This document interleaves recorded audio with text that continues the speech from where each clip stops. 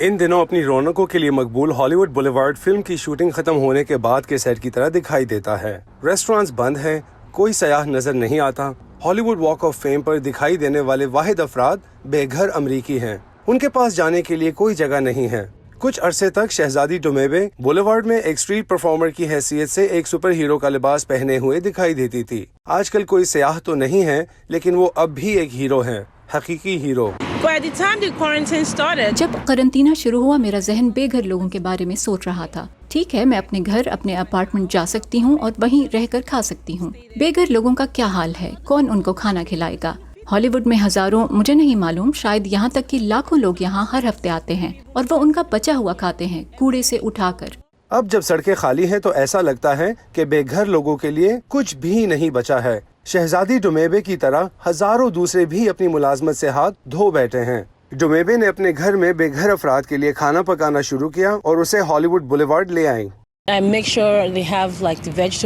میں گوشت سے پرہیز کرنے کی کوشش کر رہی ہوں کیونکہ ہر ایک کو گوشت پسند نہیں، لیکن میں اس بات کو یقینی بناتی ہوں کہ کھانے میں سبزیاں اور پھل ہوں۔ میں ہر روز تقریباً 50 سے 60 لوگوں کے لیے کھانا بنا رہی ہوں۔ ڈومیبے افریقہ سے تعلق رکھتی ہیں۔ وہ اداکارہ بننے کے خواب کے ساتھ کیلیفورنیا آئیں۔ اگرچہ وہ اداکاری میں کامیاب نہ ہو سکی، لیکن وہ ہالی ووڈ بولیوارڈ کو بھی نہیں چھوڑ سکی۔ میں یہاں کام کرتی ہوں، اپنی آمدنی کا بیشتر حصہ ٹورز بیچ کر، سیاحوں کا استقبال کر کے، تصاویر کھینچ کر اور پھر ٹپس لے کر حاصل کرتی ہوں، لہٰذا میں یہاں ایک معقول رقم کما رہی ہوں۔